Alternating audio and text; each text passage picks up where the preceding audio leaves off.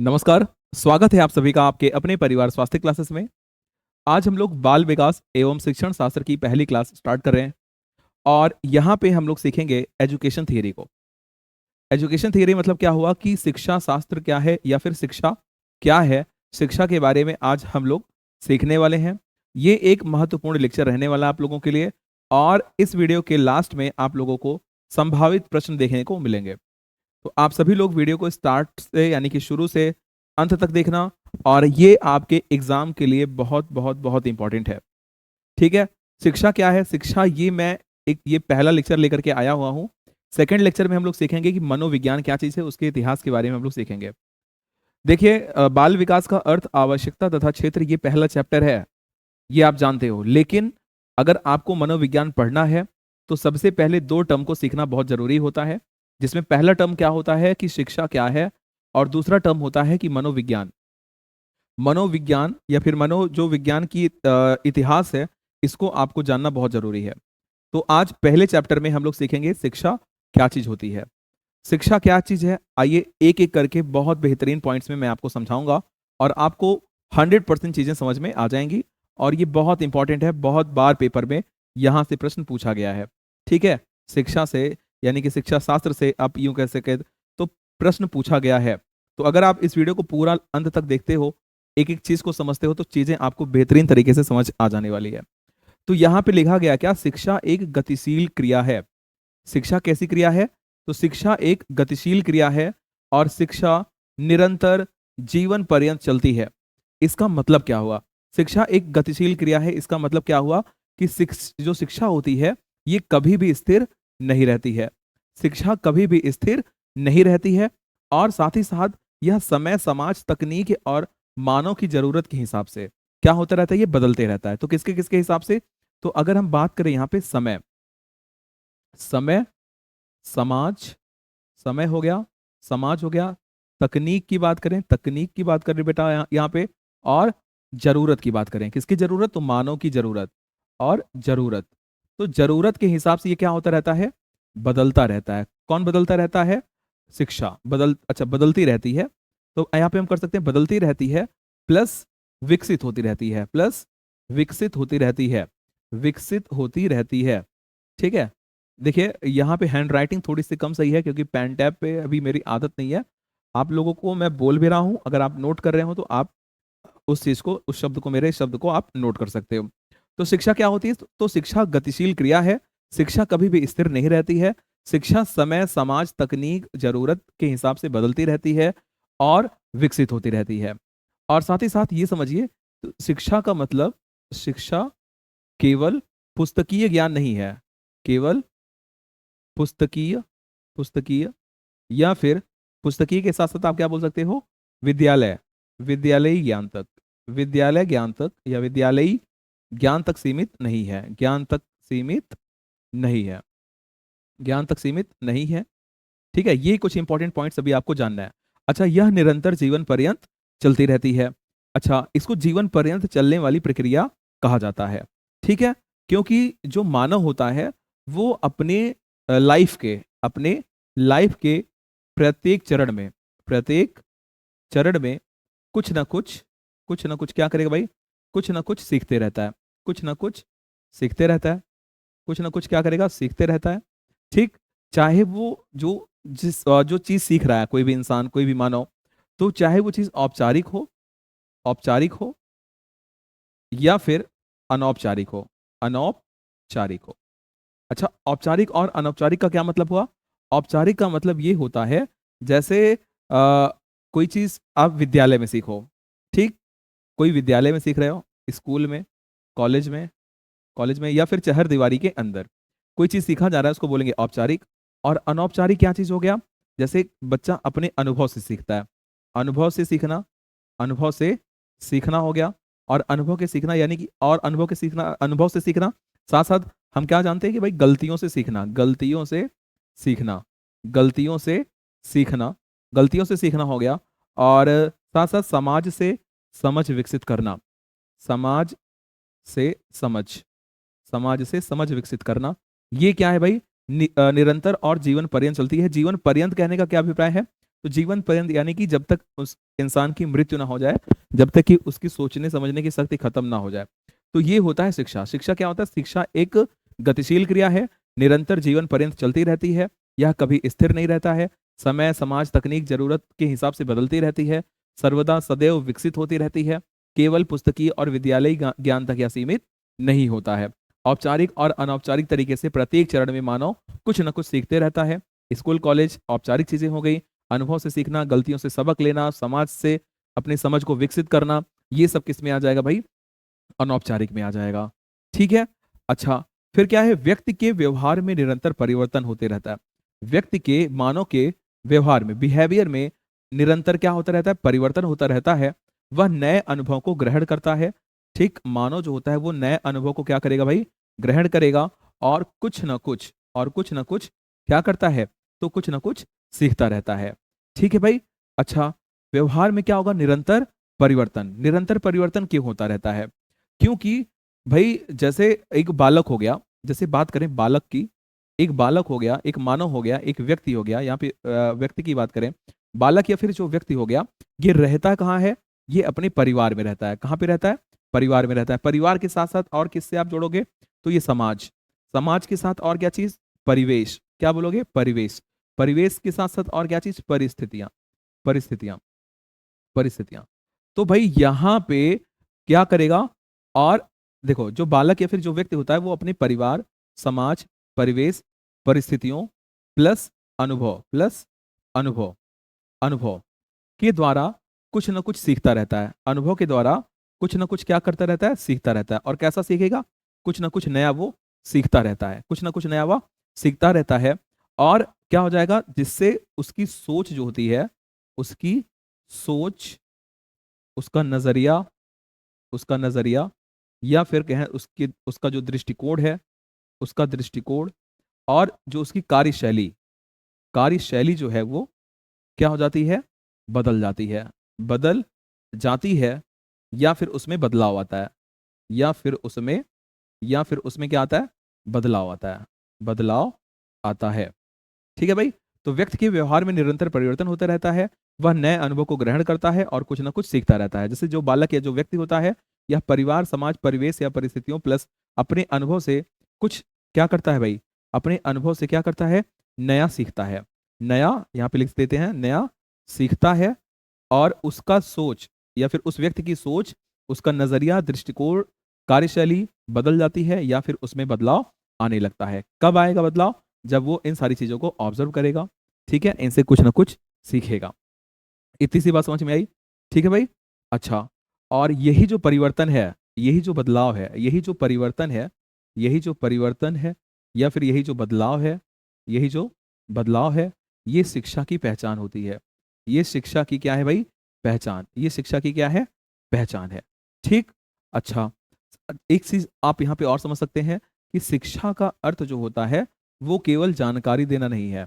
शिक्षा का अर्थ, शिक्षा का अर्थ केवल, केवल जानकारी देना नहीं होता है। जानकारी देना नहीं होता है। ठीक है।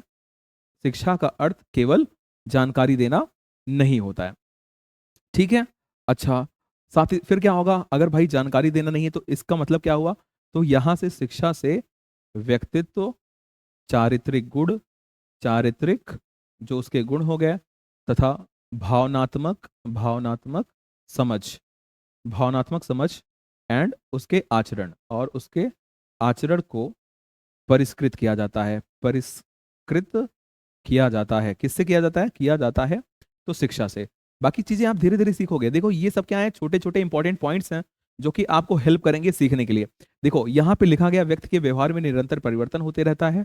वह अपने अनुभव को ग्रहण करता है और कुछ कुछ ना कुछ सीखते रहता है। इससे आपने इतने सारे पॉइंट्स को समझा हुआ है। अब हम लोग आगे समझेंगे क्या, कि शिक्षा का अर्थ और शिक्षा का वर्तमान स्वरूप क्या है। शिक्षा का अर्थ और शिक्षा का वर्तमान स्वरूप क्या है? तो प्राचीन समय में, अगर हम बात करें एंशियंट टाइम की, तो प्राचीन समय में शिक्षा को ही क्या कहा जाता था? विद्या कहा जाता था। जैसे हम लोग क्या कहते थे भाई, अभी हम लोगों का कॉपी गिर जाए जमीन पे, ठीक है, या फिर पैर से किसी के टच हो जाए, तो हम लोग उसको उठा करके अपने माथे से टच करा लेते हैं और जय विद्या माता बोलते हैं। भाई विद्या माता की, विद्या की कसम दी जाती है। तो प्राचीन समय में शिक्षा को क्या कहा गया? विद्या कहा गया। और शिक्षा का अर्थ जो शिक्षा का अर्थ था पहले के टाइम पे, बालक के मस्तिष्क में ज्ञान भरना समझा गया। यानी कि आप बालक के मस्तिष्क में क्या भर दो, ज्ञान भर दो, सॉरी, उसी को क्या बोला गया, उसी को बोला गया शिक्षा। यानी कि जैसे आपने देखा होगा प्राचीन समय में लोग गुरुकुल में जाते थे, लोग सीखते थे। और जैसे आप ये चीज समझो, अगर बच्चों के दिमाग में सिर्फ और सिर्फ ज्ञान भरा जाए तो बच्चे वहां से क्या होने लगेंगे भाई, बच्चों का मन वहां पे नहीं लगेगा, बच्चे बोर होने लगेंगे। तो क्या हुआ, तो प्राचीन समय में शिक्षा को क्या कहा गया, विद्या कहा जाता था। अच्छा, इसका उद्देश्य क्या था, इसका उद्देश्य था मस्तिष्क में हम ज्ञान भर दें। ठीक। अच्छा, उस समय जो शिक्षा का केंद्र था क्या था, प्राचीन समय में शिक्षा का केंद्र क्या था, तो आपका आंसर आएगा गुरुकुल।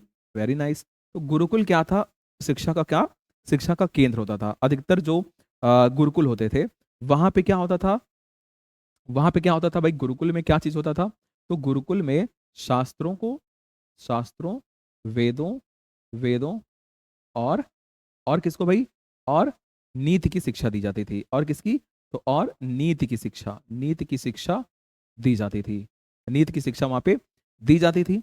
अच्छा, और शिक्षा का उद्देश्य क्या था, कि भाई शिक्षा का उद्देश्य था ज्ञान को भर देना, ज्ञान को, ज्ञान को भर देना। अच्छा, ज्ञान को भर देने से क्या मतलब होता है, कि बच्चे को हर एक चीज मतलब ऐसे बता देना कि हाँ, मतलब इस ये चीज बच्चे को पता ही होना चाहिए। और उसे क्या होना भाई, धार्मिक व नैतिक, नैतिक आदर्शों के अनुरूप बनाना होता था, आदर्शों के अनुरूप बनाना, अनुरूप बनाना। तो ये चीज क्या था भाई, प्राचीन समय में ये लक्ष्य था। ठीक है। अच्छा, वर्तमान समय की बात करें, वर्तमान समय में क्या चीज है, तो आज के समय में शिक्षा की पूरी धारणा बदल गई है। प्रेजेंट टाइम की बात करें तो प्रेजेंट टाइम में शिक्षा की पूरी धारणा बदल गई है। आज के समय में शिक्षा का अभिप्राय, शिक्षा का जो अभिप्राय है वो बालक के सर्वांगीण विकास से है, बालक के सर्वांगीण विकास से है, ना कि बालक के अंदर आप ज्ञान को भर दें। ठीक है भाई। अच्छा, इसका मतलब क्या हुआ, सर्वांगीण विकास कहने का मतलब क्या हुआ, सर्वांगीण विकास कहने का मतलब यहाँ पे ये होता है जिसमें बच्चे का भाई शारीरिक पक्ष शामिल हो, शारीरिक, शारीरिक, मानसिक, शारीरिक पक्ष बच्चे का, अच्छा मानसिक पक्ष, और जो उसकी कॉग्निटिव चीजें हो गई, बौद्धिक पक्ष हो गए, और भावनात्मक तथा, भावनात्मक, भावनात्मक तथा सामाजिक पक्ष, भावनात्मक तथा सामाजिक पक्ष, सामाजिक पक्ष, पक्षों की सामाजिक पक्ष आप समझ सकते हो। तो शारीरिक, मानसिक, बौद्धिक, भावनात्मक तथा सामाजिक पक्षों के विकास से है। ठीक है। वर्तमान के समय में बालक का शारीरिक विकास, मानसिक, बौद्धिक, भावनात्मक और सामाजिक विकास, ये सब ऐसे विकास को क्या बोलेंगे, सर्वांगीण विकास। ठीक है भाई, ये चीज आपको क्लियर होनी चाहिए। तो आज के समय में शिक्षा की धारणा पूरी तरीके से बदल चुकी है। अच्छा, अब यहाँ पे ज्ञान, जैसे पहले के टाइम पे क्या होता था, पहले के टाइम पे ये चीज होता था कि भाई आप ज्ञान को भर दो, ठीक है, उसे धार्मिक नैतिक आदर्शों के अनुरूप बना दो। लेकिन प्रेजेंट टाइम में क्या हुआ कि सर्वांगीण विकास से मतलब हो गया, शिक्षा का मतलब क्या हो गया, सर्वांगीण विकास। अच्छा, अब क्या हो गया, अब के टाइम पे केवल जानकारी देना शिक्षा नहीं है, जानकारी, जानकारी या फिर ज्ञान को, या फिर ज्ञान को अगर मस्तिष्क में भर दिया जा रहा है, मस्तिष्क में भर देना, भर देना, इसको शिक्षा नहीं माना गया, इसको शिक्षा नहीं माना गया।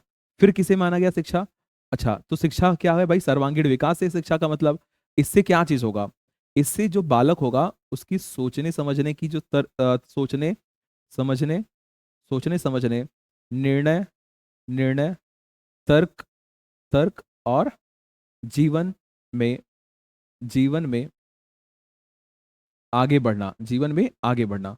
ठीक है भाई, सर्वांगीण विकास से क्या चीज हो पाएगा, तो बच्चे की सोचने समझने की और निर्णय लेने की, तर्क करने की, जीवन में आगे बढ़ने की जो शैली है ये विकसित होगी। ठीक है। अच्छा, और क्या होगा भाई, और क्या होगा, वह जागरूक बनेगा, और क्या बनेगा साथ साथ, उत्तरदायी बनेगा किसी भी चीजों के लिए, और सक्षम नागरिक बनेगा। तो बालक क्या होगा भाई, इससे सक्षम नागरिक बनता है, सक्षम नागरिक बनता है। सक्षम नागरिक बनने के साथ साथ बच्चा क्या होगा भाई, जागरूक बनेगा। कैसा बनेगा, जागरूक बनेगा। और आप जानते हो भाई कि ये सारी चीजें मैटर करती है, शारीरिक, मानसिक, बौद्धिक, भावनात्मक तथा सामाजिक पक्ष। ठीक है। चलिए, अब हम लोग बात करते हैं एजुकेशन शब्द की उत्पत्ति, यानी कि जो शिक्षा है, शिक्षा शब्द की उत्पत्ति कैसे हुई, शिक्षा शब्द की उत्पत्ति कैसे हुई, शिक्षा शब्द की उत्पत्ति कैसे होती है। तो शिक्षा को इंग्लिश में एजुकेशन बोला जाता है। शिक्षा को इंग्लिश में क्या बोला जाता है? एजुकेशन।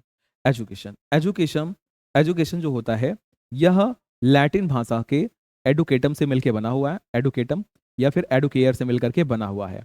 अच्छा, एजुकेशन एजुकेशन क्या है? एजुकेशन को हम लोग हिंदी में क्या बोलते हैं? इसको हिंदी में बोला जाता है शिक्षा। क्या बोला जाता है? शिक्षा बोला जाता है। अच्छा, कौन सी लैंग्वेज से बना हुआ है ये? कौन सी भाषा से? तो ये लैटिन। याद रखना, इसको पूछा गया कई बार। तो लैटिन भाषा से बना हुआ है एडुकेटम और एडुकेयर दोनों भी। ठीक है। अच्छा, एडुकेटम को हम लोग एडुशेयर भी बोलते हैं। एडुशेयर एडुशेयर भी बोलते हैं इसको। एडुशेयर या फिर एडुकेटम दोनों एक ही बात है। ठीक है, ये दोनों एक ही चीज है और एडुकेयर अलग है। अच्छा, तो यहाँ पे जो एडुकेटम है, एडुकेटम का अर्थ क्या हो गया? एडुकेटम का अर्थ क्या चीज होता है? या फिर एडुकेयर का अर्थ क्या चीज होता है? तो एडुकेटम का जो मीनिंग होता है वो क्या होता है? अच्छा, एडुकेटम भी एक तरीके से अगर हम देखें तो ये दो शब्दों से मिलकर बना होता है। कितने शब्दों से? दो शब्दों से मिलकर के ये बना हुआ होता है। कौन कौन से दो शब्द आते हैं एडुकेटम में? तो एडुकेटम में दो शब्द आएंगे, एक आएगा ई और दूसरा आएगा क्या? ड्यूको। क्या आएगा? ड्यूको। ई का मीन्स हो गया अंदर, अंदर से। ई का मतलब होता है अंदर से। और ड्यूको का मतलब क्या हो गया? ड्यूको का मतलब होता है आगे बढ़ाना, आगे बढ़ाना, आगे बढ़ाना। ठीक है, किसको आगे बढ़ाना? तो अभी बात करेंगे। तो अंदर से आगे बढ़ाना, अंदर से आगे बढ़ाना किसका अर्थ होता है? तो एडुकेटम का। किसका? एडुकेटम। एडुकेटम का अर्थ क्या हो गया? अंदर से आगे बढ़ाना। इसका मतलब क्या हुआ कि बालक के अंदर जो समाहित शक्तियां हैं, ठीक है, तो किसको अंदर अंदर से आगे बढ़ाना? तो बालक के अंदर, जैसे ये बालक हो गया, तो बालक के अंदर, बालक के अंदर, अंदर समाहित शक्तियों को, समाहित शक्तियों को, शक्तियों को अंदर से क्या क्या करना भाई? अंदर से बाहर निकालना, अंदर से बाहर निकालना, बाहर निकालना। ये क्या है भाई? एडुकेटम का मीनिंग है। ये क्या है? एडुकेटम का मीनिंग है। ठीक है, ठीक है। अच्छा, बाहर निकालना प्लस उसको क्या करना भाई? उसको विकसित भी करना, विकसित करना, विकसित करना। ये किसका मतलब है? तो ये एडुकेटम का मीनिंग हो गया। ठीक है। अच्छा, लेकिन लोग इससे सेटिस्फाइड नहीं थे। लोग इससे क्या थे भाई? संतोषजनक नहीं था, या संतोषजनक, या संतोषजनक नहीं था। क्या नहीं था? कि जो लैटिन लैंग्वेज से, या लैटिन भाषा से एडुकेटम आया, ई प्लस ड्यूको आया, ई प्लस ड्यूको। आपको ये दो चीज याद रखना है। तो ई प्लस ड्यूको यानी कि अंदर बालक के अंदर समाहित शक्तियों को अंदर से बाहर निकालना तथा उनको विकसित करना, यह बहुत संतोषजनक नहीं था। बाद में इसे एडुकेयर के फॉर्म में कन्वर्ट किया गया। ठीक है, एडुकेयर भी क्या है? एक लैटिन भाषा का ही शब्द है। ठीक है, एजुकेशन अब बोला जाने लगा क्या भाई? एडुकेयर से मिलकर के एडुकेयर से बना हुआ है। अच्छा, एडुकेयर को क्या माना गया भाई? एडुकेयर को सार्थक माना गया। एडुकेयर को यहाँ पे सही माना गया, बेस्ट माना गया। क्यों माना गया? क्योंकि इसका जो अभिप्राय होता है, एडुकेयर का अभिप्राय क्या होता है? पोषित करना, पोषित करना, पोषित करना होता है, या फिर विकसित करना, पोषित करना, विकसित करना, विकसित करना, और साथ ही साथ अंतर्निहित शक्तियों को आगे बढ़ाना। अंतर्निहित शक्तियों को आगे बढ़ाना। किसके अंतर्निहित शक्तियों को? तो बालक के अंतर्निहित शक्तियों को आगे बढ़ाना, आगे बढ़ाना। ये क्या है भाई? तो ये क्या है? एडुकेयर का, एडुकेयर का सेंस है, एडुकेयर का मतलब हो गया, एडुकेयर का मीनिंग हो गया। ठीक, इतनी चीज आपको समझ में आ गई होगी। तो एजुकेशन जो होता है वो एडुकेटम या फिर एडुकेयर से मिलकर बना है। एडुकेटम को हम लोग और क्या चीज बोलते हैं? तो एडुकेटम को हम लोग, एडुकेटम को हम लोग क्या चीज बोल देते हैं भाई? तो एडुकेटम को हम लोग एडुशियर भी बोल देते हैं। ठीक है। अच्छा, इंग्लिश में अगर समझें तो एडुकेयर का मतलब क्या हो गया? To bring up. क्या हो गया? टू ब्रिंग अप, इसको बोल सकते हो। एक सेकेंड, क्या बोल दिया इसको? एडुकेयर का मतलब टू ब्रिंग, ब्रिंग अप, या फिर टू रेयर। ठीक है, ये चीज टू ब्रिंग अप या फिर टू रेयर भी इसको इंग्लिश में बोला जाता है। वहीं एडुकेटम या फिर एडुशियर को क्या बोलते हैं? To draw out, to draw out, to draw out, to draw out बोलते हैं, या फिर इसको टू लीड आउट भी बोल देते हैं। To lead out, to lead out भी इसको हम बोल देते हैं। ठीक है, तो भाई आपको क्या याद रखना है कि एडुकेटम, एडुकेटम दो शब्दों से मिलकर बना है। ई प्लस डिको, ई का मतलब हो गया अंदर से और डिको का मतलब हो गया आगे बढ़ाना। अच्छा, किसको सार्थक माना गया? एडुकेटम या फिर एडुकेयर को? तो एडुकेयर को सार्थक माना गया। एडुकेयर का मतलब क्या हो गया? पोषित करना, विकसित करना, और बालक की अंतर्निहित शक्तियों को आगे बढ़ाना। इंग्लिश में इसको बोलते हैं टू ब्रिंग अप या फिर टू रेयर। इतनी सी बात आपको समझ में आ गई होगी। यहाँ पे, यहाँ तक कोई भी दिक्कत आपको नहीं होनी चाहिए। अब बात करते हैं संस्कृत में। संस्कृत में शिक्षा शब्द की व्युत्पत्ति शिक्ष धातु से हुई है। कौन से धातु से? तो शिक्ष धातु से हुई है। ठीक है, ये आपको याद रखना है। अगर हम बात करें संस्कृत, संस्कृत में शिक्षा जो होता है, शिक्षा शब्द की व्युत्पत्ति शिक्ष धातु से होती है, और शिक्ष का अर्थ होता है सीखना और सिखाना, सीखना और सिखाना। ठीक है, सीखना और सिखाना इसका मतलब होता है। अच्छा, इसका मतलब क्या हो गया? शिक्षा केवल ज्ञान प्राप्त करने की प्रक्रिया नहीं होती है, बल्कि उसे दूसरों को प्रदान करने और आचरण में लाने की प्रक्रिया भी कहा जाता है। ठीक है। अच्छा, एक मिनट। अच्छा, तो ये भाई सीखना और सिखाना क्या है? तो ये दो तरफा चीजें आपको लग रही है, दो तरफा चीज, दो तरफा है भाई। दो तरफा मतलब क्या? जैसे सीखना और सिखाना, सीखना और सिखाना। तो यहाँ पे सीखने वाला और सिखाने वाला दोनों की भूमिका होती है शिक्षा में। सीखने प्लस सिखाने वाले सिखाने वाले दोनों की दोनों की अहम भूमिका होती है, दोनों की अहम भूमिका होती है। ठीक, दोनों की अहम भूमिका होती है। बात समझ में आई? अच्छा, शिक्षा का उद्देश्य क्या चीज होता है? अगर मैं यही आपसे पूछूं तो आप क्या बताओगे? तो शिक्षा का उद्देश्य ये हो जाता है भाई, चारित्रिक, मानसिक मानसिक बौद्धिक बौद्धिक एंड आध्यात्मिक आध्यात्मिक, और साथ ही साथ सामाजिक सामाजिक विकास। अच्छा, इसी को आप एक शब्द में कैसे बोलेंगे? तो आप बोलेंगे सर्वांगीण विकास, सर्वांगीण विकास। ठीक, तो आपने समझ लिया यहाँ पे संस्कृत शिक्षा शब्द की उत्पत्ति, संस्कृत में शिक्षा शब्द की उत्पत्ति शिक्ष धातु से हुई है, और उधर अपने इंग्लिश में देखा एडुकेटम और एडुकेयर को। अच्छा, यहाँ पे एक चीज अब आपको क्या मिलता है भाई? जो शिक्षा होता है वो एक स्थान विशेष पर नित्य एक निश्चित समय तक संपन्न होती है। ठीक है, शिक्षा जो होती है एक स्थान विशेष पर नित्य, यानी कि हमेशा, प्रतिदिन, एक निश्चित समय तक संपन्न होती है। जैसे बात करें स्कूल की, हम सभी जब अपने अपने स्कूल जाते थे, तो स्कूल क्या होता था भाई? एक स्कूल क्या है? एक स्थान विशेष हो गया, और नित्य एक निश्चित समय पर जो अपनी शिक्षा होती थी स्कूल में वो दी जाती थी। ठीक, यहाँ तक तो कोई दिक्कत नहीं होना चाहिए। जैसे आपको पता है भाई, हम लोगों का जो स्कूल होता था, सुबह 9 बजे हम लोग जाते थे और शाम को 3 बजे वहां से वापस आते थे। इसी तरीके से क्या हो गया भाई, इसी को ही क्या बोला गया? निश्चित समय तथा निश्चित समय तक संपन्न होती है। समय यहाँ पे 2 बार हो गया, एक मिनट। शिक्षा एक स्थान विशेष पर नित्य एक निश्चित समय तक संपन्न होती है। समय यहाँ पे एक्स्ट्रा आ गया, कोई बात नहीं। ठीक है, ठीक है। अच्छा, ऐसी शिक्षा को आप क्या बोलेंगे? ऐसे शिक्षा को आप क्या बोलेंगे? ये एक औपचारिक शिक्षा होती है। कैसी शिक्षा? औपचारिक शिक्षा होती है। औपचारिक शिक्षा ये होती है। ठीक, औपचारिक शिक्षा। कैसी शिक्षा हो गई? औपचारिक शिक्षा। अच्छा, नियत स्थान, यानी कि स्थान विशेष, क्या स्थान विशेष का मतलब क्या हो गया? जैसे कि स्कूल, विद्यालय, स्कूल या फिर विद्यालय। और निश्चित समय की बात करें, जैसे मान लो 9 से 3। ठीक है, सुबह 9 बजे जाते थे और शाम को 3 बजे हम लोग लौटते थे, तो 9 से 3 हो गया। ठीक है। अच्छा, यहाँ पे क्या होगा? शिक्षण एक क्या है भाई? शिक्षण की अगर हम बात करें, यहाँ पे एक छोटा सा टॉपिक ले लेते हैं, शिक्षण। शिक्षण यानी कि जो सिखाना, सीखने सिखाने की जो प्रक्रिया है, शिक्षण, ये क्या है भाई? एक सुनियोजित योजना है। सुनियोजित योजना। पेन टैब पे सही से चलता ही नहीं है यहाँ पे। आपको समझ में आना चाहिए क्या मैं लिखा हूँ। सुनियोजित योजना होती है, और एक यहाँ पे क्या होगा भाई? पाठ्यक्रम निर्धारित होगा। पाठ्यक्रम निर्धारित होता है यहाँ पे। पाठ्यक्रम क्या होता है भाई? पाठ्यक्रम निर्धारित होता है, और शिक्षक प्लस टीचर और स्टूडेंट। ठीक है, टीचर प्लस स्टूडेंट की भूमिका स्पष्ट होती है। भूमिका स्पष्ट होती है, स्पष्ट होती है। रटने रटाने पे फोकस नहीं किया जाता है, और नियमबद्ध प्रक्रिया के रूप में संचालित होती है। नियमबद्ध प्रक्रिया के रूप में क्या होगी भाई? संचालित। नियमबद्ध प्रक्रिया के रूप में क्या होगा भाई? तो संचालित होगा। कैसा होगा भाई? संचालित। ठीक, तो शिक्षा एक स्थान विशेष पर एक नित्य निश्चित समय पर क्या होती है? नित्य और निश्चित समय पर संचालित होती है। शिक्षा का उद्देश्य बालक के व्यक्तित्व का संतुलित विकास करना माना गया है। देखिए, शिक्षा का उद्देश्य जो है वो बालक के व्यक्तित्व का संतुलित विकास करना भी माना गया है। ठीक। अच्छा, अच्छा, शिक्षा का उद्देश्य अब तक हमको क्या लगता था भाई? अगर हम पढ़ाई लिखाई कर रहे हैं, हम पढ़ाई लिखाई कर रहे हैं, तो अगर हम पास हो जाते हैं, हम उत्तीर्ण हो जाते हैं, ठीक है, अगर हम पास हो जाते हैं, हम उत्तीर्ण हो गए, उत्तीर्ण, तो शिक्षा का उद्देश्य आज के टाइम पे क्या है भाई?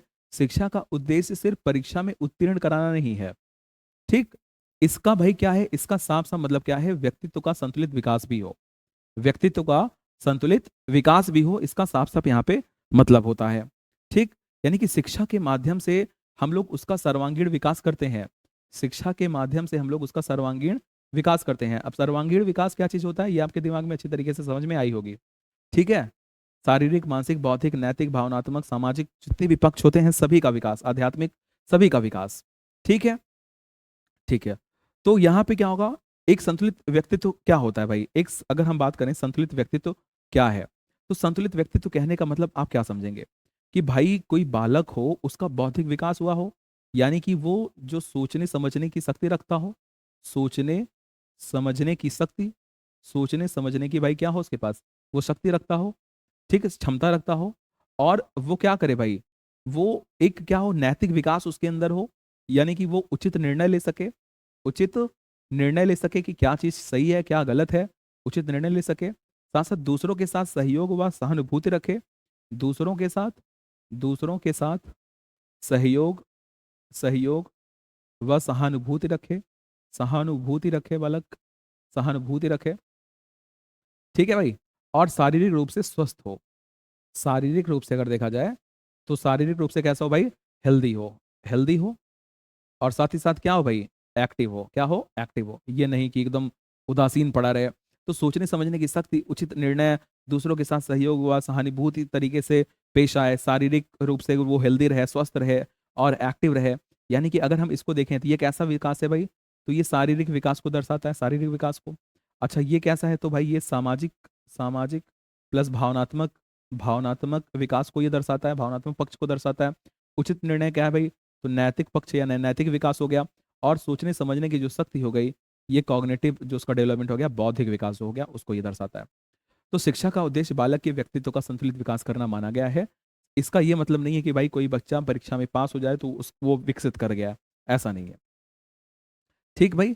एक अच्छा समझदार, जिम्मेदार और संतुलित जो व्यक्तित्व वाला इंसान भी बच्चे को बनाना होता है। ठीक। चलिए आगे देखते हैं। शिक्षा का कार्य बालक के वर्तमान और भावी जीवन का निर्माण करना है तथा उसके विकास हेतु वातावरण और साधन प्रदान करना है। तो शिक्षा का कार्य क्या है, बालक के वर्तमान, वर्तमान जो कि अभी है, और भावी जीवन जो आने वाला जीवन है उसका निर्माण करना है तथा उसके विकास हेतु वातावरण और साधन प्रदान करना है। ठीक है भाई। हाँ तो इसका मतलब क्या हुआ, तो संपूर्ण व्यक्तित्व के रूप में विकसित करने के लिए बालक की नींव रखी जाती है। ठीक है, अभी तक अभी जो भी आपने पढ़ा हुआ है आप यहाँ पे उसको रिलेट कर सकते हो। ठीक। चलिए। ठीक है। अच्छा शिक्षा का कार्य बालक के वर्तमान निर्माण करना तथा उसके विकास हेतु वातावरण और साधन प्रदान करना है। जैसे यहाँ पे मैं बात करूँ कुछ साधन की, जैसे सहयोगपूर्ण शिक्षा की बात कर सकते हैं हम। सहयोग, एक मिनट कलर चेंज कर देता हूँ। जैसे हम बात कर सकते हैं क्या, सहयोगपूर्ण शिक्षण, सहयोगपूर्ण शिक्षण होना चाहिए वही बच्चों के लिए। और क्या होना चाहिए, संसाधन संपन्न, संसाधन, संसाधन संपन्न, संपन्न विद्यालय होना चाहिए, साधन संसाधन संपन्न विद्यालय होना चाहिए।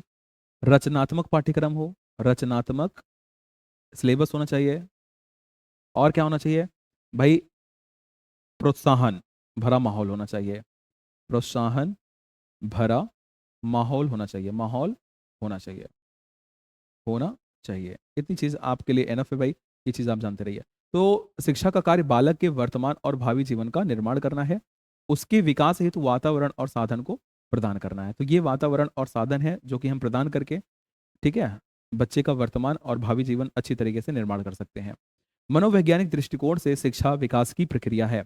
अगर हम बात करें मनोवैज्ञानिक दृष्टिकोण की, तो यहाँ पे शिक्षा जो होती है, उन्होंने मनोवैज्ञानिक ने, मनोवैज्ञानिकों ने शिक्षा को क्या माना, शिक्षा विकास की एक क्या है, एक प्रक्रिया है। शिक्षा विकास की क्या है, एक प्रक्रिया होती है। ठीक है। और यहाँ पे क्या होगा, अगर भाई ये शिक्षा विकास की जो प्रक्रिया है, इसका मतलब क्या हुआ, तो यह बालक के शारीरिक, बौद्धिक, सामाजिक, भावनात्मक और नैतिक पक्षों का क्रमिक और संतुलित रूप से क्या करेगा भाई, विकास करेगा। ठीक है। अच्छा एक चीज आपको पता है कि बालक की जितनी भी रुचियां, जैसे कोई भी बालक हो गया, सभी बालक की जो रुचियां होती हैं, यानी कि जो इंटरेस्ट होता है, रुचियां, एक सेकंड, मैं थोड़ा सा क्लियर लिखने की कोशिश करता हूँ। जो बालक की क्या होती हैं, रुचियां होती हैं, इंटरेस्ट जिसको आप बोल सकते हो। जो बालक की क्या होगी, रुचियां हो गई, या फिर अगर हम उनकी बात करें क्षमताएं की, जो उनकी क्षमताएं हो गई, या फिर उनके हम डेवलपमेंट की बात करें, विकास की बात करें, तो सबका दर यहाँ पे अलग अलग है। सब एक समान नहीं हो सकते हैं।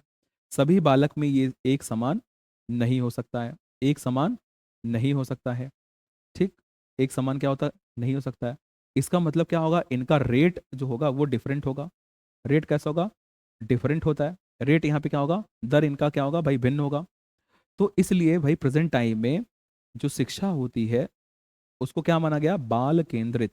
बाल केंद्रित, बाल केंद्रित शिक्षा प्रेजेंट टाइम में क्या किया गया है भाई, माना गया कि ये बताया गया कि भाई शिक्षा जो होता है वो बाल केंद्रित, बालक को केंद्र में रख करके होनी चाहिए। ठीक है। अच्छा, इससे क्या होगा, व्यक्तित्व उसका स्वतः विकसित होगा। व्यक्तित्व जो होता है वो बालक का स्वतः विकसित होगा, स्वतः विकसित होगा, स्वतः विकसित होगा। ठीक। अभी हम लोग धीरे धीरे चीज़ों को समझ रहे हैं, धीरे धीरे हम लोग चीज़ों को समझ रहे हैं। बाकी जैसे आपकी क्लास बढ़ती जाएगी, आप बहुत बेहतरीन तरीके से बाल विकास को समझ पाएंगे। ठीक है भाई। तो हम इस प्रकार से कह सकते हैं शिक्षा के बारे में। तो शिक्षा जो होती है, शिक्षा एक ऐसी प्रक्रिया है, शिक्षा एक ऐसी प्रक्रिया है, एक ऐसी प्रक्रिया है जो जो बालक के वर्तमान को दिशा और भविष्य को आकार देती है, और भविष्य को आकार देती है। ये चीज आपको याद रखना है, आकार देती है, आकार देती है। ठीक। तो यह केवल जानकारी का पहलू नहीं है। क्या शिक्षा का मतलब सिर्फ और सिर्फ जानकारी होता है, तो आप कहेंगे बिल्कुल नहीं। फिर आप क्या बोलेंगे, यह संतुलित और सतत विकास की प्रक्रिया आप बताएंगे। अब संतुलित प्लस सतत विकास, सतत विकास की सतत विकास की प्रक्रिया, ये चीज अब आप बताओगे। ठीक है भाई। तो इतनी सारी जानकारी आपको होनी ही होनी चाहिए। अच्छा, अब हम लोग बात करते हैं क्या नेक्स्ट, शिक्षण अधिगम की प्रक्रिया किसी व्यवस्था व परिस्थिति में घटित होती है, चाहे वह जो व्यवस्था होती है वो औपचारिक हो, अनौपचारिक हो, अथवा औपचारिकेतर हो। इसका मतलब क्या हुआ, औपचारिक और अनौपचारिक को मैंने स्टार्टिंग में आपसे बताया। ठीक है। औपचारिक का मतलब क्या चीज हो गया भाई, जो चार दीवारी के अंदर हो, चार दीवारी के अंदर हो। ठीक है। जैसे भाई आपका विद्यालय हो गया, जो विद्यालय, अगर हम विद्यालय की बात करें, अच्छा, विद्यालय के साथ साथ आप और क्या बोल सकते हो भाई, आपका महाविद्यालय भी आप ऐड कर सकते हो। महाविद्यालय में दी जाने वाली जो शिक्षा होती है, साथ साथ आप यूनिवर्सिटीज भी, आप विश्वविद्यालय भी आप यहाँ पे बता सकते हो। ठीक है। पहले के टाइम पे क्या हो गया भाई, विद्यालय, महाविद्यालय और विश्वविद्यालय, यहाँ पे जो शिक्षा होती है, यहाँ पे क्या होगी भाई, ये औपचारिक शिक्षा होती है। ये शिक्षा कैसी होती है, औपचारिक शिक्षा होती है। ऐसे संस्थाओं में शिक्षा दिया जाता है। ठीक है। और साथ ही साथ क्या होगा, इसका जो पाठ्यक्रम होगा, पाठ्यक्रम, अगर इसके हम सिलेबस की बात करें, जैसे मैंने अभी आपको स्टार्टिंग में बताया, इसके अगर हम सिलेबस की बात करें तो सिलेबस यहाँ पे क्या होगा भाई, फिक्स होगा, नियत नियत होगा। ठीक है। और टाइम क्या होगी, टाइम टाइम भी फिक्स होगी, टाइम भी क्या होगी भाई, फिक्स होगी, समय सारणी फिक्स होगा। और यहाँ पे कुशल शिक्षकों के मार्गदर्शन में होगा, कुशल शिक्षकों के मार्गदर्शन में पढ़ाई होती है। ठीक है। अधिगम होता है।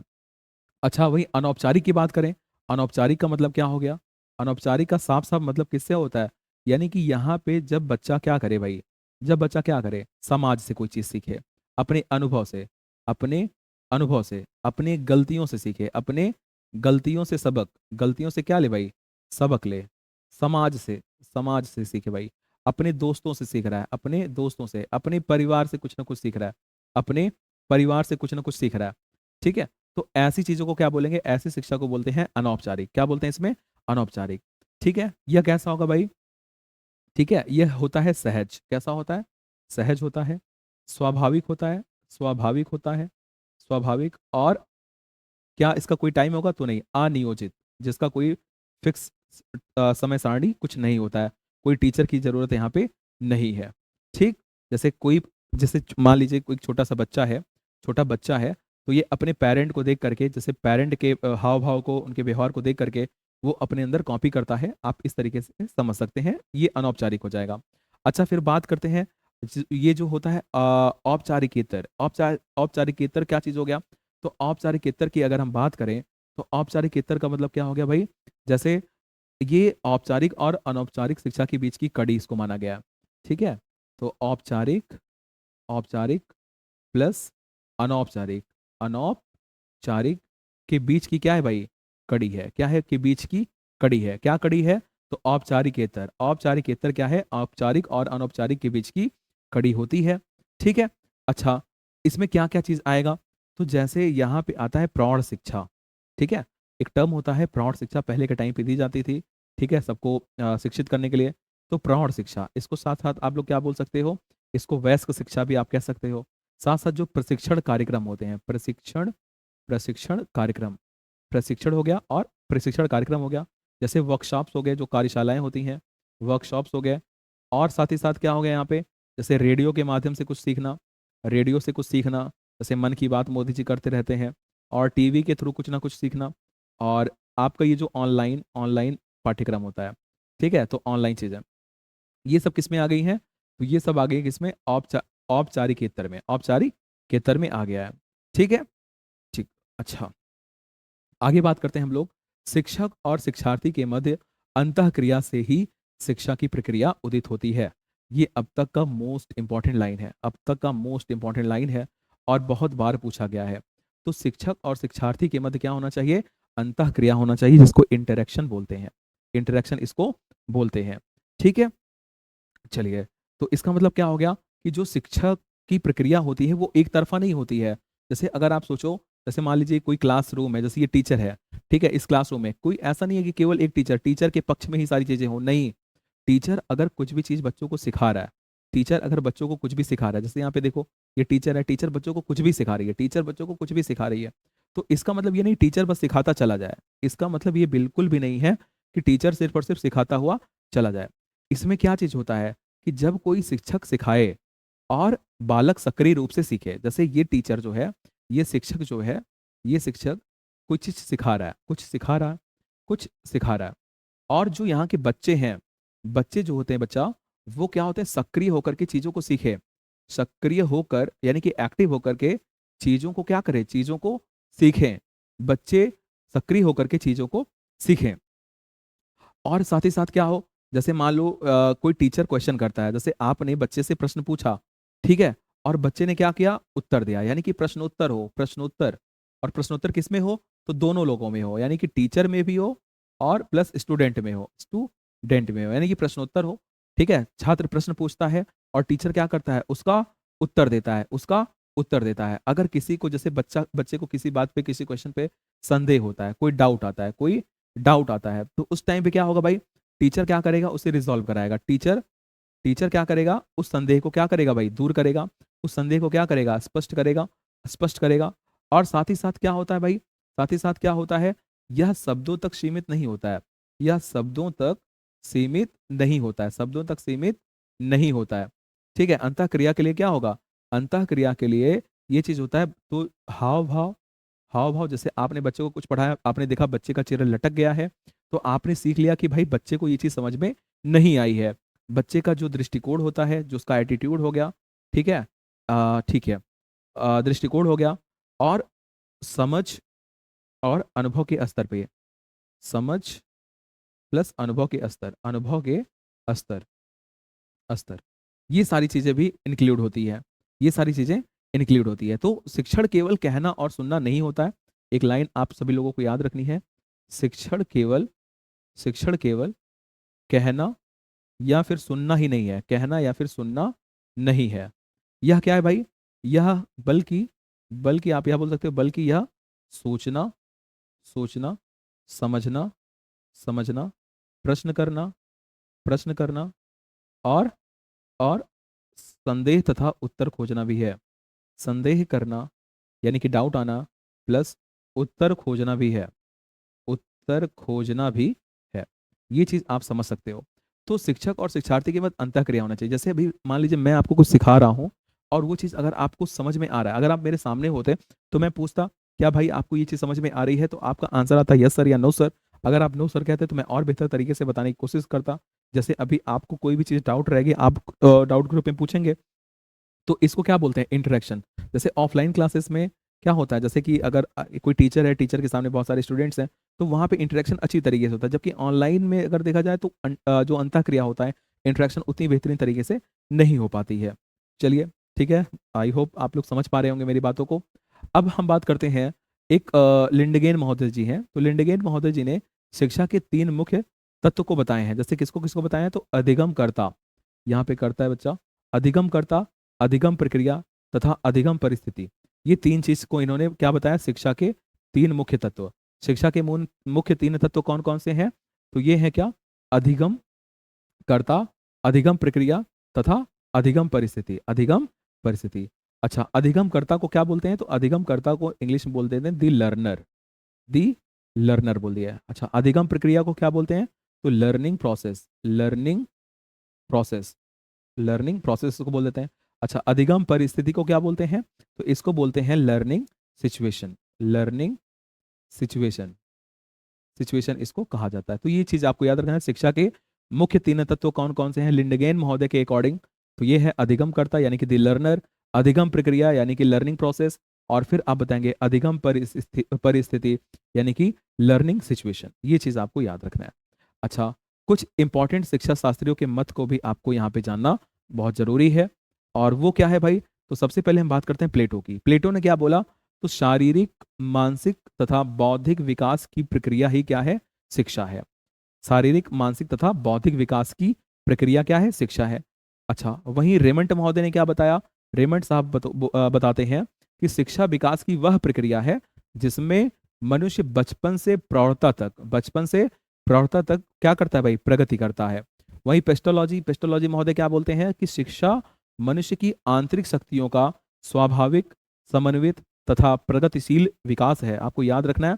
वहीं ट्रो महोदय क्या बोलते हैं कि शिक्षा नियंत्रित वातावरण में मानव विकास की क्रिया है, मानव विकास की क्रिया है। भाई ये इनका स्टेटमेंट है, तो ये क्या होगा भाई, यहाँ पे हम लोग कोटेशन मार्क लगाना नहीं भूलेंगे, तो कोटेशन मार्क भी आपको यहाँ पे लगा देना चाहिए, ठीक है। तो प्लेटो, प्लेटो, रेमंड, पेस्टोलॉजी और ट्रो, इनको आपको हमेशा हमेशा याद रखना है, जानते रहना है शिक्षा के बारे में। ये प्रमुख शिक्षा शास्त्रियों के कथन होते हैं, ठीक है। अच्छा, तो प्लेटो, रिमंड, पेस्टोलॉजी और ट्रो, इन 4 लोगों को अभी प्रेजेंट टाइम में आपको याद रखना है, ठीक। अच्छा, अब हम लोग बढ़ेंगे क्या, अपने क्वेश्चन आंसर की तरफ, और ये लास्ट है, ठीक है। हम लोग 20 एमसीक्यू को करेंगे, और ये 20 एमसीक्यू आपका ये पूरा का पूरा लेक्चर रिवाइज करा देगा, और चीजें आपको बेहतरीन तरीके से समझ में आ जाने वाली हैं। तो आइए हम लोग बात करते हैं संभावित प्रश्न की, ऐसे प्रश्न जो कि एग्जाम में पूछे जाने की संभावना ज्यादा है। तो 20 प्रश्नों को हम लोग लेंगे, देखेंगे।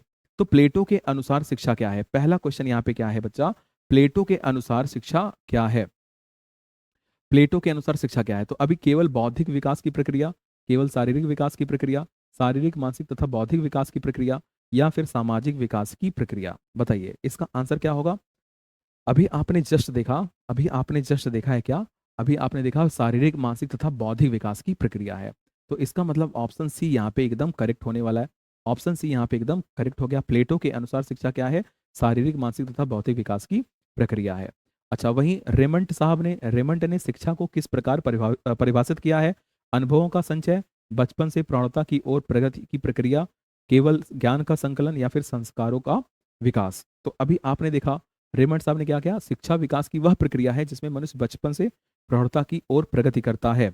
तो यहाँ पे आप क्या बताएंगे, भाई बचपन से प्रौढ़ता की ओर प्रगति की प्रक्रिया, यह इन्होंने, रेमंड ने शिक्षा को इस प्रकार परिभाषित किया है। ऑप्शन बी यहाँ पे एकदम सही हो जाएगा। पेस्टोलॉजी के अनुसार शिक्षा का उद्देश्य क्या है, अच्छा, बाहरी ज्ञान देना, आंतरिक शक्तियों का स्वाभाविक, समन्वित तथा प्रगतिशील विकास, या फिर केवल परीक्षा में सफलता दिलाना, या फिर सामाजिक अनुशासन स्थापित करना। तो अभी आपने जस्ट पढ़ा, पेस्टोलॉजी महोदय के हिसाब से क्या था, आंतरिक शक्तियों का शिक्षा का उद्देश्य क्या है भाई, आंतरिक शक्तियों का स्वाभाविक, समन्वित तथा प्रगतिशील विकास है। क्वेश्चन 4 देखते हैं, ट्रो ने शिक्षा को किस रूप में देखा है। तो ट्रो ने शिक्षा को किस रूप में देखा है, ए, बी, सी या डी, यहाँ पे कौन सा ऑप्शन सही हो जाएगा, तो यहाँ पे हो जाएगा नियंत्रित वातावरण में मानव विकास की क्रिया। तो आपने देखा अभी जस्ट, शिक्षा नियंत्रित वातावरण में मानव विकास की क्रिया है, ट्रो महोदय ने ऐसा बोला। अच्छा, हम लोग अब बात करते हैं शिक्षा की प्रक्रिया में शिक्षक और शिक्षार्थी के बीच में क्या होता है। शिक्षक और शिक्षार्थी के बीच क्या होना चाहिए भाई, इंटरेक्शन होना चाहिए, यानी कि अंतःक्रिया होना चाहिए। ठीक, अगर टीचर सिखा रहा है तो बच्चा सीखेगा। ठीक है, अगर बच्चे को नहीं आता है तो टीचर उसको बताएगा। तो अंतःक्रिया अंतःक्रिया होगा। तो अंतःक्रिया दोनों लोगों में, सीखने के लिए और सिखाने के लिए दोनों लोगों का होना यहाँ पे जरूरी होता है। संस्कृत में शिक्षा शब्द की व्युत्पत्ति किस धातु से हुई है? तो यहाँ पे क्या हो जाएगा, यहाँ पे हो जाएगा शिक्ष धातु से हुई है। ऑप्शन बी बिल्कुल सही हो जाएगा यहाँ पे। चलिए हम लोग बात करते हैं क्वेश्चन नंबर 7 की। एजुकेशन शब्द की व्युत्पत्ति किस भाषा से हुई है? आपको ये तो मालूम होना चाहिए, लैटिन भाषा से हुई है। एजुकेशन के शब्द एडुकेयर का अर्थ क्या होता है? एडुकेयर का अर्थ बाहर निकालना, अंदर छिपाना। अच्छा, यहाँ पे एडुकेटम जो था, एडुकेटम का क्या अर्थ होता था भाई, बाहर निकालना। ठीक है, अंतर्निहित शक्तियों को विकसित करना या फिर उनको बाहर निकालना। पालन पोषण करना यहाँ पे एकदम सही हो जाएगा। 8वें का आंसर क्या हो जाएगा भाई, पालन पोषण करना। अच्छा भाई 9वें नंबर की बात करते हैं। शिक्षा का मुख्य उद्देश्य क्या माना गया है? केवल ज्ञान देना, बालक के व्यक्तित्व का संतुलित विकास, परीक्षा में उत्तीर्ण करना, या फिर सामाजिक अनुशासन स्थापित करना। तो 9 नंबर पे क्या सही हो जाएगा भाई, तो शिक्षा का मुख्य उद्देश्य क्या है, बालक के व्यक्तित्व का संतुलित विकास। संतुलित विकास यहाँ पे सही हो जाएगा। हम लोग 10 को देखते हैं। मनोवैज्ञानिक दृष्टिकोण से शिक्षा किस प्रक्रिया को कहा जाता है? तो मनोवैज्ञानिक दृष्टिकोण से शिक्षा क्या है भाई, केवल जानकारी ग्रहण करना तो बिल्कुल नहीं है। विकास की प्रक्रिया, केवल व्यवहार सीखना, या फिर केवल सामाजिक शिक्षा। तो क्या होना चाहिए यहाँ पे, तो ये हो जाएगा भाई विकास की प्रक्रिया। बी ऑप्शन यहाँ पे एकदम सही हो जाएगा। ठीक है, शिक्षा किस प्रक्रिया को कहा जाता है, विकास की प्रक्रिया। क्वेश्चन 11 क्या कहता है, शिक्षण अधिगम की प्रक्रिया निम्न में से कहाँ घटित हो सकती है? तो भाई ये ऑप्शन सी देख के, औपचारिक, अनौपचारिक, औपचारिकेतर व्यवस्थाओं में, तो ये सब जगह हो सकता है। अच्छा, औपचारिक शिक्षा की विशेषता क्या है? निश्चल स्थान और निश्चल समय। अच्छा, यहाँ पे निश्चित स्थान आप कर सकते हो भाई। ठीक है, निश्चित स्थान और निश्चित समय, निश्चित समय आप कर सकते हो भाई। तो ये चीज़ आपका यहाँ पे करेक्ट हो जाएगा क्वेश्चन नंबर 12 में। अच्छा, क्वेश्चन 13 की बात करें। शिक्षा की प्रक्रिया में शिक्षा का कौन सा पहलू महत्वपूर्ण है? केवल ज्ञान संकलन, शिक्षक और शिक्षार्थी के बीच अंतःक्रिया, केवल परीक्षा का परिणाम, केवल शिक्षक का बोलना। तो 13 में क्या सही हो जाएगा, शिक्षक और शिक्षार्थी के बीच अंतःक्रिया। यहाँ पे ऑप्शन बी एकदम करेक्ट है। क्वेश्चन 14 की बात करें। निम्न में से कौन सी शिक्षा की परिभाषा के संदर्भ में सही नहीं है? विकास की प्रक्रिया, केवल ज्ञान का संचय, और मनुष्य की आंतरिक शक्तियों का विकास, नियंत्रित वातावरण में मानव विकास। तो केवल ज्ञान का संचय ये संदर्भ में सही नहीं है। ऑप्शन बी सही हो जाएगा।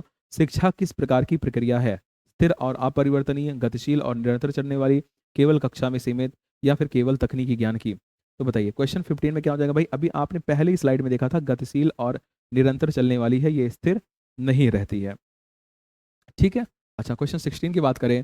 शिक्षा किस प्रक्रिया के माध्यम से व्यक्ति की आंतरिक क्षमताएं विकसित करती है? तो बताइए शिक्षा किस प्रक्रिया के माध्यम से? तो यहाँ पे हो जाएगा क्या, विकास प्रक्रिया के माध्यम से आंतरिक क्षमताएं विकसित करती है। अच्छा, वही क्वेश्चन 17 की बात करें तो क्वेश्चन 17 क्या है, निम्न में से कौन सा शिक्षण अधिगम की प्रक्रिया का सही उदाहरण है? अधिगम की प्रक्रिया का सही उदाहरण क्या है? केवल शिक्षक का व्याख्यान देना, शिक्षक और छात्र के बीच संवाद, परीक्षा में उत्तर लिखना, और केवल पुस्तकों का पढ़ना। तो यहाँ पे क्या हो जाएगा, शिक्षक और छात्र के बीच संवाद, ये क्या है, अधिगम की प्रक्रिया का सही उदाहरण है। शिक्षा के अनुसार औपचारिकेतर शिक्षा क्या है? स्कूल में पढ़ाई, घर पर माता पिता से सीखना, वयस्क शिक्षा और कार्यशाला बिल्कुल, जो प्रौढ़ शिक्षा और वर्कशॉप्स होती हैं अभी आपने जस्ट सीखा। ठीक है। 19 नंबर की बात करें। शिक्षा का समग्र विकास किसे कहते हैं? केवल बौद्धिक विकास, सामाजिक विकास, शारीरिक, मानसिक, बौद्धिक, नैतिक और सामाजिक विकास, और या फिर केवल शारीरिक विकास। तो आपको पता है भाई यहाँ पे ऑप्शन नंबर क्या सही हो जाएगा, सी। ऑप्शन नंबर क्या हो जाएगा, सी सही हो जाएगा, समग्र विकास। या फिर सर्वांगीण विकास क्या हो जाएगा भाई, शारीरिक, मानसिक, बौद्धिक, नैतिक और सामाजिक विकास। मनोवैज्ञानिक दृष्टिकोण से शिक्षा में क्या महत्वपूर्ण है? ठीक है, ये आंसर क्वेश्चन नंबर 20 है। इसका आंसर मैं चाहता हूँ आप सभी लोग कमेंट करें, और आप ये चीज़ बताएं कि आपको ये वीडियो कैसा लगा। क्या आपने बाल विकास का जो ये अब एजुकेशन थियरी है, जो शिक्षा एक टर्म है, या फिर एजुकेशन थियरी आप बोल सकते हो, एजुकेशन थियरी, क्या ये आपको समझ में आई? आपको कैसा लगता है कि क्या आपको आज की चीज़ें एकदम अच्छी तरीके से समझ में आई है या नहीं आई? जो भी हो आप कमेंट करके ज़रूर बताना। और इसका आंसर मैं चाहता हूँ क्वेश्चन नंबर 20 का आंसर आप सभी लोग कमेंट करें। तो अगर आप वीडियो को देखते देखते यहाँ तक पहुँचे हो, ठीक है, तो मैं चाहूँगा कि आप इसका कमेंट जरूर करें। क्वेश्चन 20 का बहुत आसान है। ठीक है भाई, तो बस अभी के लिए इतना ही। कल हम लोग पढ़ेंगे मनोविज्ञान के बारे में, मनोविज्ञान के बारे में, मनोविज्ञान क्या चीज़ है, उसके हिस्ट्री को देखेंगे, तो बहुत सारी चीज़ों को हम लोग सीखेंगे इसी तरीके से, एकदम बेस्ट तरीके से, ताकि आपका एग्ज़ाम भी अच्छी तरीके से हो पाए। ठीक है? तो चलिए अभी के लिए बस इतना ही। Thank you so much. Bye bye, take care.